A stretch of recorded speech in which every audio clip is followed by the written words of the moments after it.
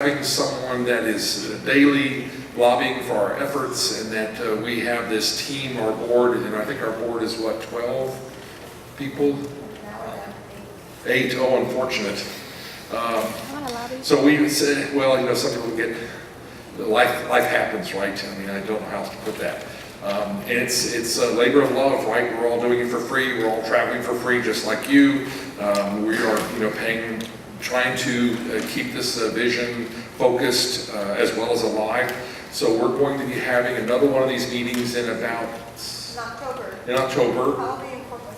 Corpus Christi in October is the plan right now. The 3 cities that we've had pretty good attendance are here, Corpus, and of course Nix and all the others in the valley. We have huge participation in the meetings that when they're held in McAllen. It's interesting. And then maybe we'll trot one out somewhere north, perhaps Houston or something.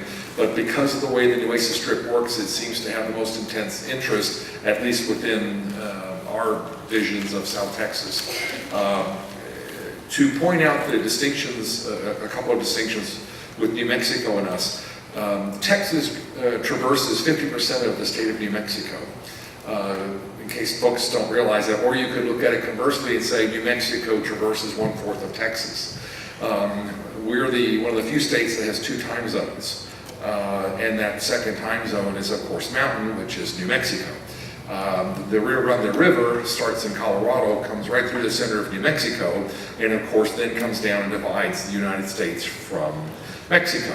So it's a very interesting situation. There's about 13 dams on the on the Rio Grande River, and there's been a lot of fights over the fact that the water doesn't always make it to the Gulf of Mexico. A lot of issues of pumping water, a lot of issues with at nighttime stealing water, a lot of issues with pirates on the water, and it's a river that used to be the widest river in North America. At Rio Grande City, the Rio Grande River was more than a mile across. And if anyone's ever been to City Hall in Rio Grande City, you will see paddle wheelers, big, huge paddle wheelers bringing up infantries, and there's 16,000 cavalry on horseback that have come off the paddle wheelers, which came down from Louisiana, down the Texas coast, up the river, and then they anchored in Rio Grande City because that was the last deep water point. Remember, the Rio Grande didn't used to be dammed. That was the last deep water point that you could paddle wheel up year round because the winter snow melts in Colorado, New Mexico, and West Texas had not occurred yet. So when it occurs, the river was either too rapid or it was changing course too much. And I'm bringing this up for a few reasons. Nick Bailly lives on a Resaca. The Rio Grande River has changed its course many times since the land grants were issued, the patents were issued. Along with that change, the original battles were not for oil and gas. The original issues were salt. Where was the salt? Because you had to be able to preserve your food, you needed salt. So salt was the first mining that happened. The next most important thing that happened was water. In the case of Espiritu Santo, in my family's land grant, is that there is no fresh water between the Rio Grande and the Nueces. It doesn't exist. That there are no freshwater rivers, tributaries, nothing. That is why South Padre Island is so beautiful. There's no river mud coming down and polluting it. Now I'm bringing this up because the intercoastal waterway, that is between the King Ranch and Padre Island is in the Texas School Board Bank.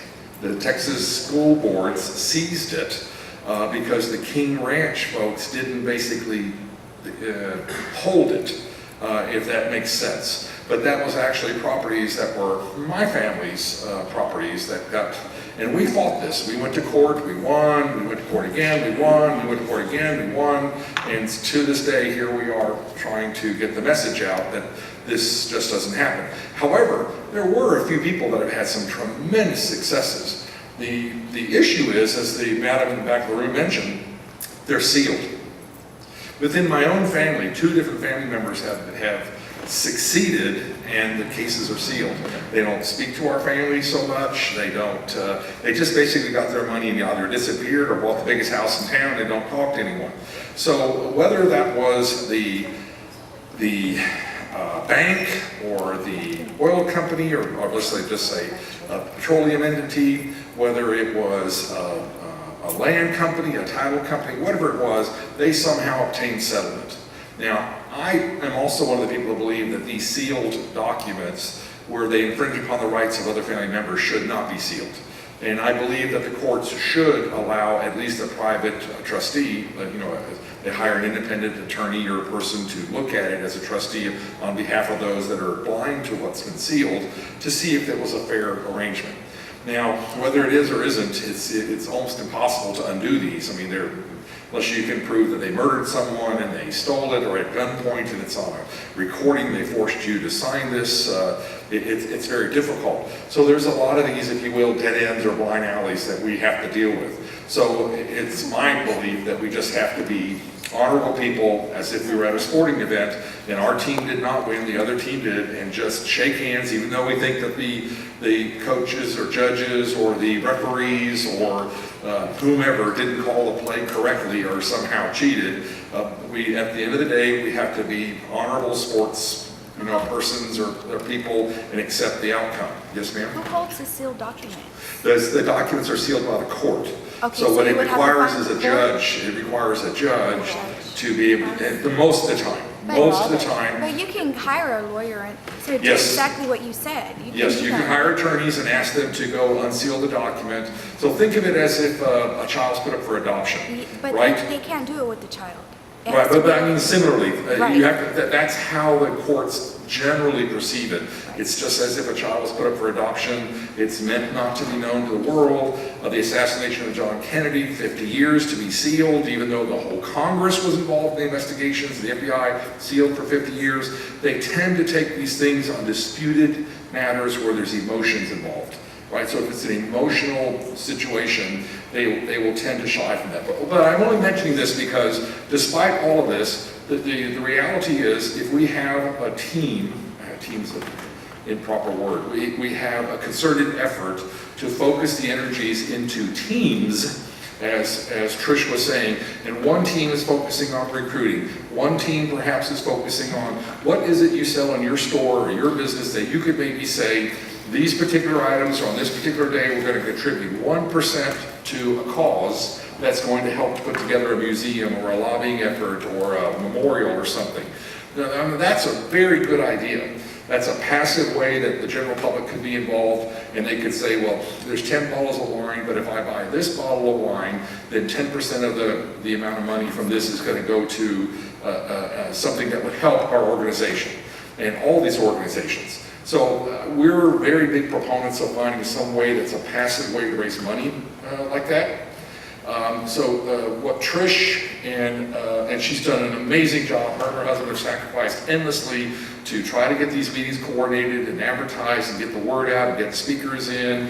And I can tell you that Ernie and everyone have just put together this huge effort because just because we have 5 speakers here today does not mean we only invited 5 speakers. We probably went through 20 speakers to get 5 speakers. And then of the 5 that may have said yes, maybe perhaps at the last minute 2 can't come. Something happened, car broke down, sick child, something, right? Something happened, work. So it's a lot of a coordinated effort to get it to this point, and it looks very graceful once it's here. No, it's not me. I'm the last guy to do anything of this.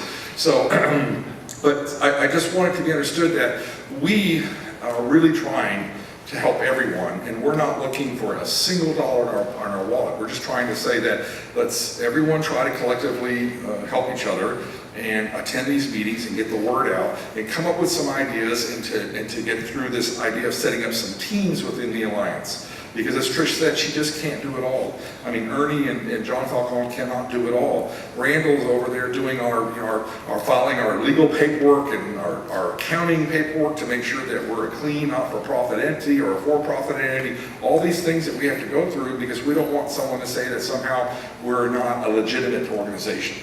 Right? So we believe we're a legitimate organization. A lot of effort has gone into developing the information that we're providing. And so now we're down to the teams. So Trish, what are the teams that you believe we need? Should you stand there so that we can just put it out there and just take a couple of minutes? Yes. Here, you know what? Why don't you come up here? How's that? Okay. Yes. On those volunteer book, some of the teams that we're gonna need, and a very important one is I need a legal team. I need some attorneys to volunteer some time. I need some paralegals to help. I need some people who are good with typing, clerks, things like that, because we need to do research. And you guys know I do genealogical research, but we need some legal research done.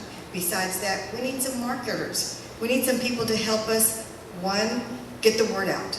I've been sending press releases, but like y'all said, nobody had it in the newspaper. So I need some people to help get the word out to newspapers, radio stations, TV, anything.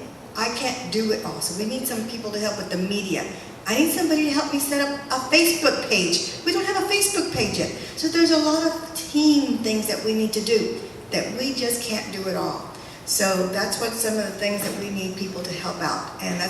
And we also need people to maybe send out more emails. Email seems to be doing well, but we need to send out more.